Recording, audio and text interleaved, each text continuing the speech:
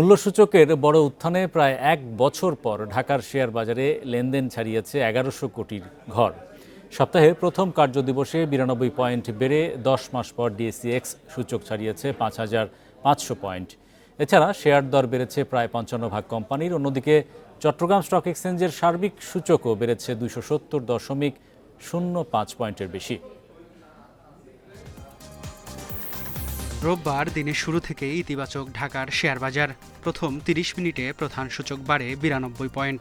তবে বেলা বাড়ার সঙ্গে সঙ্গে শুরু হয় সূচকের উত্থান পতন। দিন শেষে ডিএসইএক্স সূচক ৯২.৭২ পয়েন্ট বেড়ে অবস্থান করছে ৫,৫৩৬ পয়েন্টে, যা ১০ মাসে সর্বোচ্চ। সূচকের সঙ্গে ডিএসইতে বেড়েছে লেনদেনের পরিমাণ। আজ মোট লেনদেন হয়েছে ১,১৩৭,৪০,০০,০০০ টাকা, যা এক বছরের সর্বোচ্চ। আগের দিনের চেয়ে লেনদেন বেড়েছে প্রায় ৭৪ কোটি টাকা। হাতবদলে অংশ নেয়া ৩৯৮টি কোম্পানি মিউচুয়াল ফান্ডের মধ্যে দর বেড়েছে ২১৮টি প্রতিষ্ঠানের শেয়ারের, কমেছে ১২২টি এবং অপরিবর্তিত ৫৮টি প্রতিষ্ঠানের শেয়ার দর। সবচেয়ে বেশি লেনদেন হওয়া প্রতিষ্ঠানের তালিকায় প্রথম Uttara bank, Bangladesh shipping corporation দ্বিতীয় এবং তৃতীয় অবস্থানে সিটি ব্যাংক। শতাংশের দিক থেকে দরবৃদ্ধির তালিকায় প্রথম standard bank, Bangladesh submarine cables দ্বিতীয়, তৃতীয় অবস্থানে স্টিল রি রোলিং মিলস। অন্যদিকে চট্টগ্রাম স্টক এক্সচেঞ্জে সার্বিক সূচক ২৭০.০৫ পয়েন্ট বেড়ে অবস্থান করছে ১৫,৪৭২ পয়েন্টে। লেনদেন ২০,৬০,০০,০০০ টাকার share. Mehedi Hasan, independent news, Dhaka. এদিকে সরকারি প্রতিষ্ঠানগুলোকে পুঁজিবাজারে তালিকাভুক্ত করা গেলে এসব প্রতিষ্ঠানের সুশাসন, স্বচ্ছতা ও জবাবদিহিতা বাড়বে বলে জানিয়েছেন প্রধান উপদেষ্টার বিশেষ সহকারী আনিসুজ্জামান চৌধুরী। সরকারি মালিকানাধীন কোম্পানিগুলোকে পুঁজিবাজারে তালিকাভুক্তির বিষয়ে এক বৈঠকে এসব কথা বলেন তিনি। রোববার সংবাদ বিজ্ঞপ্তিতে নিয়ন্ত্রক সংস্থা বিএসইসি জানায়, পুঁজিবাজারে অন্তর্ভুক্তি কোম্পানিগুলোর জন্য ইতিবাচক ফলাফল আনার পাশাপাশি পুঁজিবাজারের জন্যও সুফল বয়ে আনবে। এ সময় দেশের যেসব বিদেশি বা বহুজাতিক কোম্পানিতে সরকারের মালিকানা রয়েছে সেগুলোকেও সরাসরি তালিকাভুক্তির মাধ্যমে দ্রুত পুঁজিবাজারে নিয়ে আসার বিষয়েও আলোচনা হয়। বৈঠকে বিএসইসি চেয়ারম্যান সহ বিভিন্ন মন্ত্রণালয় ও বিভাগের কর্মকর্তারা উপস্থিত ছিলেন।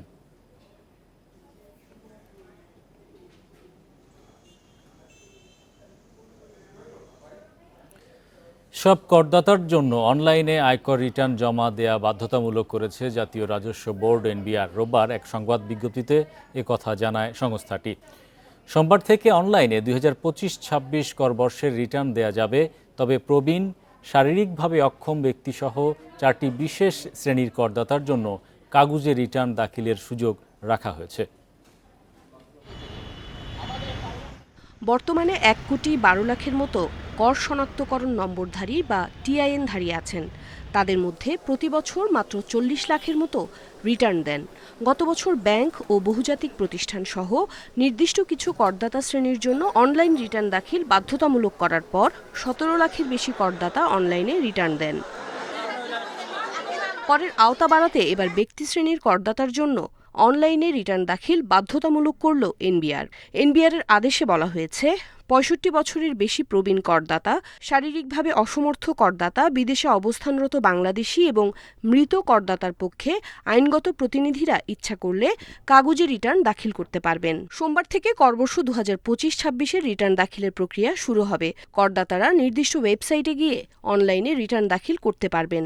একটা শক্তিশালী সুশাসন এবং রাষ্ট্রের স্বার্থে সবাইকে এক জায়গায় হতে হবে এবং হয়ে যে রেভিনিউ কালেকশন বাড়ানোর কোনো বিকল্প নাই, আবার রেভিনিউ সিস্টেম যাতে বিনিয়োগ এবং করদাতা বান্ধব হয় সেটারও বিকল্প নাই। করদাতারা ব্যাংক ট্রান্সফার, ডেবিট ও ক্রেডিট কার্ড, বিকাশ, রকেট, নগদ অথবা অন্য কোনো মোবাইল ফাইন্যান্সিয়াল সার্ভিস অ্যাপ ব্যবহার করে ঘরে বসেই কর পরিশোধ করে অনলাইনে আয়কর রিটার্ন দাখিল করতে পারবেন। অনলাইনে রিটার্ন দাখিল করার ক্ষেত্রে কোনো সমস্যা হলে তা তাৎক্ষণিকভাবে সমাধানের জন্য কল সেন্টার এবং অন্যান্য ইলেকট্রনিক মাধ্যমে সেবা দেবেন রাজস্ব বোর্ডের কর্মীরা। উমনহা রাজমি, ইন্ডিপেন্ডেন্ট নিউজ, ঢাকা। ভোক্তা পর্যায়ে আবারও কমেছে এলপিজির দাম। ১২ কেজির সিলিন্ডারের দাম ৯১ টাকা কমিয়ে ১,২৭৩ টাকা নির্ধারণ করেছে নিয়ন্ত্রক সংস্থা Bangladesh energy regulatory commission BERC. রোববার এক সংবাদ বিজ্ঞপ্তিতে আগস্ট মাসের জন্য দর ঠিক করেছে বিইআরসি। রোববার বিইআরসি কার্যালয়ে সংবাদ সম্মেলনে এই দাম ঘোষণা করা হয়। এর আগে গেল 2 জুলাই 12 কেজি সিলিন্ডারের দাম 39 টাকা কমিয়ে 1364 টাকা নির্ধারণ করা হয়। কাঁচামালের দাম কমায় এলপিজির দাম কমেছে বলে জানিয়েছে সংস্থাটি। এছাড়া চলতি মাসে অটো গ্যাসের দাম লিটারে 4 টাকা 18 পয়সা কমিয়ে 58 টাকা 28 পয়সা নির্ধারণ করা হয়, যা গেল মাসে ছিল প্রতি লিটার 62 টাকা 46 পয়সা। এবছর এ নিয়ে টানা 3 মাস কমানো হলো এলপিজি ও অটো গ্যাসের দাম। প্রতি মাসে প্রোপেন ও বিউটেনের সৌদি কার্গো মূল্য ধরে দেশে এলপিজির দাম সমন্বয় করে আসছে সরকারি সংস্থা বিইআরসি।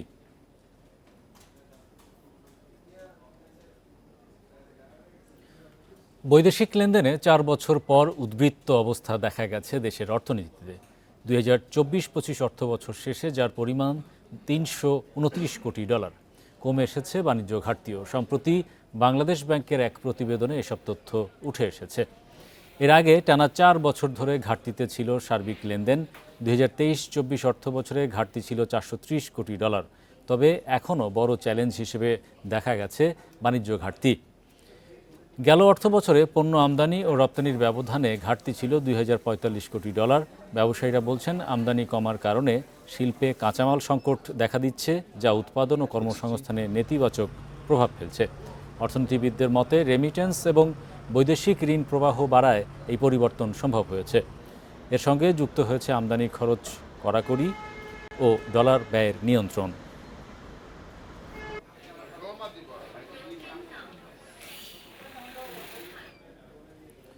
জমির বৈজ্ঞানিক উপাদানের পাশাপাশি অর্থনৈতিক মূল্য নিরূপণ করা জরুরি বলে জানিয়েছেন বিজ্ঞানীরা। রোববার রাজধানীর ফার্মগেটে মৃত্তিকা সম্পদ উন্নয়ন ইনস্টিটিউটে এক সেমিনারে এসব কথা বলেন তারা। এ সময় বক্তারা আরও বলেন, মাটির স্বাস্থ্য ঠিক না থাকলে কৃষি উৎপাদনে নেতিবাচক প্রভাব পড়বে। সেজন্য সকলকে মাটির সুরক্ষায় আরও সচেতন হতে হবে। মৃত্তিকা সম্পদ কতটা হুমকিতে রয়েছে তার সঠিক চিত্র তুলে আনতে হবে। ফসল উৎপাদনে কী প্রভাব পড়বে তা নিয়ে অর্থনৈতিক বিশ্লেষণ দরকার। এক ফসলে নির্ভরশীল না থেকে নানা ধরনের ফসল ফলিয়ে মাটির উর্বরতা বাড়াতে হবে। টেকসই সমাধানে এসব বিবেচনায় নিয়ে গবেষণা করতে হবে। সরকারের পাশাপাশি কৃষকদেরকেও সচেতন হতে হবে বলে মন্তব্য করেন মৃত্তিকা বিজ্ঞানীরা।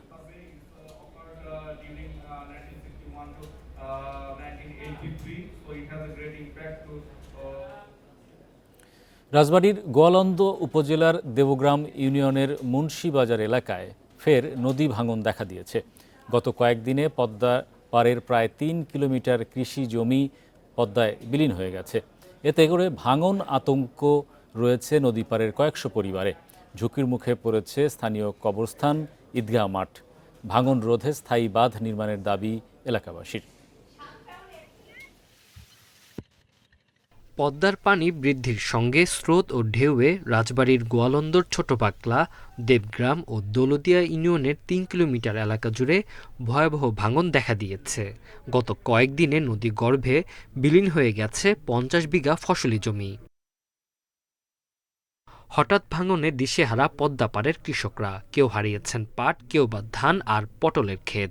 ঝুঁকিতে রয়েছে স্কুল, কবরস্থান, মসজিদ ও শতাধিক বসতবাড়ি। কয়েকদিন ধরে ভাঙতেছে, মেলা ভেঙে গেল।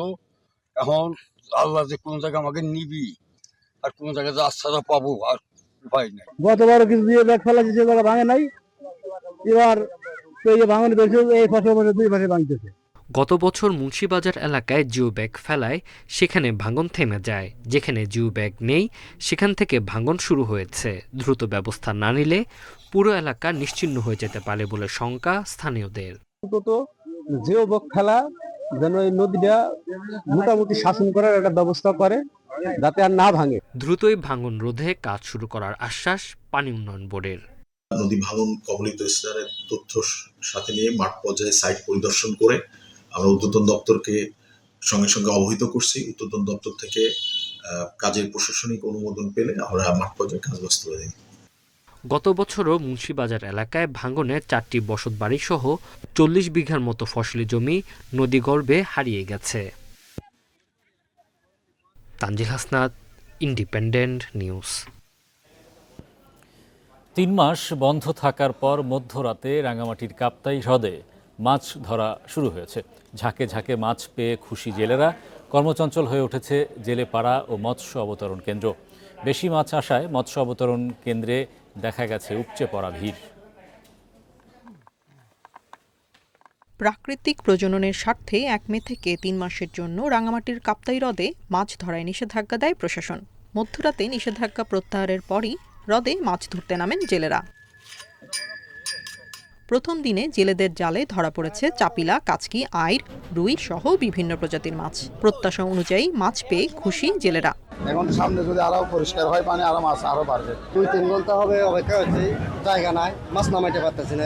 রোববার সকাল থেকেই জেলার 4টি মৎস্য অবতরণ কেন্দ্রে মাছ আনতে থাকেন জেলেরা। সকাল 6টা থেকে দুপুর 12টা পর্যন্ত শত শত ড্রামে পৌঁছে যায় প্রায় 100 টন মাছ, যা পরে চলে যায় দেশের বিভিন্ন প্রান্তে। মাছের সাইজটা একটু ছোট আর একটু বড় হয়ে যাবে, কিন্তু আশা করা যায় সারা বছর এই মাছটা এভাবে আসবে। আজকে মাছ ঢাকা, চট্টগ্রাম এবং অন্যান্য জায়গায় বাংলাদেশের অন্যান্য জেলার মধ্যে পৌঁছাবো আমরা। এদিকে ব্যবসায়ীদের সুবিধায় মৎস্য অবতরণ কেন্দ্রগুলোতে সুযোগ সুবিধা বাড়ানোর কাজ চলছে বলে জানিয়েছেন বিএফডিসির কর্মকর্তারা। কাপ্তাই, মারিশা বা মহালছড়ি এই কেন্দ্রগুলোকে আর একটু ডেভেলপ করার জন্য বিভিন্ন প্রজেক্ট যেটা অনুমোদনের অপেক্ষাধীন রয়েছে। আমরা আশা করছি অতি স্বল্প সময়ের মধ্যেই ওই প্রকল্পগুলো অনুমোদন হয়ে যাবে। গত বছর কাপ্তাই হ্রদ থেকে 8,500 মেট্রিক টন মাছ পাওয়া গেছে, যা থেকে 19 কোটি 65 লাখ টাকার রাজস্ব আদায় করে মৎস্য উন্নয়ন কর্পোরেশন। Independent news. চাঁপাইনবাবগঞ্জে জনপ্রিয়তা পাচ্ছে অনলাইনে আম বিক্রি। ফেসবুক ও ওয়েবসাইটে অর্ডার করেই ঘরে বসে মিলছে পণ্য। এতে লাভবান হচ্ছেন ক্রেতা বিক্রেতা উভয়ই। কমেছে মধ্যস্বত্বভোগীর দৌরাত্ম্য। ফেসবুক ও ই কমার্সে আম বিক্রির সঙ্গে জড়িত প্রায় 5,000 উদ্যোক্তা। আহসান হাবিব চাঁপাইনবাবগঞ্জের আম ব্যবসায়ী। কয়েক বছর আগেও হাটে বা আড়তে বিক্রি করতেন আম, তবে প্রযুক্তির সুবিধা বাড়ায় এখন বিক্রি করছেন অনলাইনে। গত বছর 1 টনের মতো আম বিক্রি হলেও চলতি মৌসুমে তা বেড়েছে 15 গুণ, বলছেন এই ব্যবসায়ী।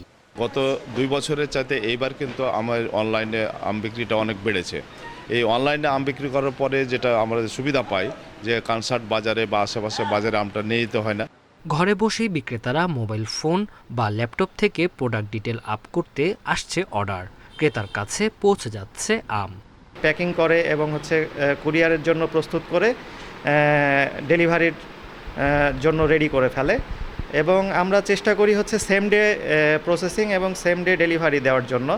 স্থানীয় চাষিদের আম ন্যায্য মূল্যে কিনে তার শতভাগই অনলাইন প্ল্যাটফর্মে বিক্রি করছেন ই কমার্স উদ্যোক্তারা। বাগানিরা আড়তে বা বাজারে বিক্রি করতে হতো, সেখানে একটা ক্যারিং কস্ট হচ্ছে, রেটের একটা ব্যাপার থাকে। কিন্তু অনলাইন যারা আম কেনে তারা কিন্তু বাগানে যে একটা রেট ফিক্স করছে, বাগান থেকে নিয়ে যাচ্ছে, এতে বাগানিদের কিন্তু ভালো হচ্ছে। কয়েক বছর আগেও মধ্যস্বত্বভোগীর খপ্পরে পড়ে লোকসান গুনতেন চাষিরা। অনলাইন সুবিধায় আমের সঠিক দাম পাচ্ছেন তারা। উৎপাদকের কাছ থেকে বা উদ্যোক্তার কাছ থেকে সরাসরি ভোক্তার কাছে যাচ্ছে। এখানে ওজনের বিষয়টা সঠিক থাকছে, অর্থাৎ 20 কেজি আমি মানি 20 কেজি। বাজারে আমরা যেটা দেখি 20 মনে হয়তো 5 কেজি 7 কেজি বা 10 কেজি বেশি দিতে হয়। এই জিনিসটা অনলাইনে বিজনেসে এটা লাগে না। জেলায় অনলাইনে আম বেচা কেনায় জড়িত প্রায় 5,000-এর মতো উদ্যোক্তা। Independent news. 1.5 বছর আগে পরীক্ষামূলক চালুর পর থেকে বন্ধ আছে রাজশাহীর সুলতানগঞ্জ নদীবন্দর। ভারতের সাথে নৌপথে পণ্য আমদানি রপ্তানিতে সময় ও খরচ কম হওয়ায় এ বন্দর নিয়ে আশাবাদী ব্যবসায়ীরা। তাদের অভিযোগ, রাজস্ব বোর্ড ও নৌ পরিবহন কর্তৃপক্ষের সমন্বয়হীনতায় বন্দরটি চালু হচ্ছে না। এদিকে বন্দর পরিদর্শনে এসে নৌ উপদেষ্টা জানালেন, সরকারের সব সংস্থা এ বিষয়ে একযোগে কাজ করবে। গত বছরের ফেব্রুয়ারিতে রাজশাহীর গোদাগাড়ির সুলতানগঞ্জ নৌবন্দর দিয়ে ভারত বাংলাদেশের মধ্যে পরীক্ষামূলকভাবে কয়েকটি নৌযান চলাচল করে। পণ্য আনা নেওয়ায় সময় ও খরচ বাঁচায় আশাবাদী হন স্থানীয় ব্যবসায়ীরা। তবে পরীক্ষামূলক কার্যক্রমের পর আর এগোয়নি বন্দর চালুর কাজ। ব্যবসায়ীদের অভিযোগ, আমদানি রপ্তানির জন্য সম্ভাবনাময় এই বন্দরটি প্রশাসনের সদিচ্ছার অভাবেই চালু হচ্ছে না। আমি 1 জাহাজ পাথর আনতে পারি, তা সেখানে লাগে $10 লাখ। আর 1 জাহাজ পাথরে মাদার ভেসেল মানে 50,000 টন যদি এখান থেকে আনি, আমার লাগবে $5 লাখ। তাহলে কি $5 লাখ কিন্তু আমার বাংলাদেশের টাকা সেভ হয়ে যাচ্ছে। সোনা মসজিদে $13 আর এখানে $9.8 মানে 3 টাকা 20 পয়সা করে পার টনে সেভ হবে এবং এখান থেকে বিপুল পরিমাণে রাজস্ব আয় হবে। সেটা এইখানে অবকাঠামোর জন্য 1 মাসের যে আয় হবে সেই এখানে সোনার মহল তৈরি করা যাবে। বিআইডব্লিউটিএ বলছে এই বন্দর নিয়ে তারা ইতিবাচক মতামত দিলেও অবকাঠামোগত নানা বিষয় উল্লেখ করে সায় দিচ্ছে না এনবিআর। এনবিআর চাচ্ছে যে এখানে একটা পূর্ণাঙ্গ ফ্যাসিলিটিস তৈরি করার পরে যাতে আমরা পোর্টের কার্যক্রম চালু করি, তাদের মতামত এরকম ছিল। তবে আসলে বিষয়টা হলো যে বাস্তবতার প্রেক্ষিতে আপনি দেখেন বাংলাদেশে যে সমস্ত নদী বন্দর আছে সেখানে কোথাও কিন্তু আমাদের এরকম যে ফুল ফেজ পোর্ট ফ্যাসিলিটিস এরকম না। আমরা একটা জায়গায় কাজ শুরু করি, আস্তে আস্তে সেই জায়গায় ডেভেলপমেন্ট হয়। বন্দরটি চালু করতে অবকাঠামো সহ বিভিন্ন বিষয়ে দ্রুত সমাধান জরুরি বললেন নৌ উপদেষ্টা। সরকারের বিভিন্ন সংস্থা এ বিষয়ে একযোগে কাজ করবে আশ্বাস তার। এখনকার এনবিআর সেটআপে সেখানে তো আমি মনে করি না যে এই ধরনের কোনো টানাপোড়েন এখানে আছে, যদি থাকেও ছিল অতীতে থাকলেও এখন সেটা হবে না। নৌবন্দরটি চালু হলে দুই প্রতিবেশী দেশের ব্যবসায়ী নতুন মাত্রা যোগ হবে, তৈরি হবে কর্মসংস্থান বলছেন ব্যবসায়ীরা। Ahsan Habib, Apu, Independent News, Rajshahi. ঝিনাইদহে কয়েকদিনের টানা বৃষ্টিতে পানিতে তলিয়েছে কয়েক হাজার বিঘা ফসলি জমি ও সবজি ক্ষেত। আবার কোথাও ডুবে গেছে ধানের বীজতলা ও রোপণ করা আমনের জমি। ঝিনাইদহ সদর, কোটচাঁদপুর, মহেশপুর, কালীগঞ্জ সহ বিভিন্ন উপজেলার মাঠ ও বিলে টানা বৃষ্টির কারণে পানি জমে জলাবদ্ধতার সৃষ্টি হয়েছে। পানি নিষ্কাশনের ব্যবস্থা না থাকায় বৃষ্টির পানি দ্রুত সরতে পারছে না। এতে সদ্য রোপণ করা আমন ধান নষ্ট হয়ে যাচ্ছে।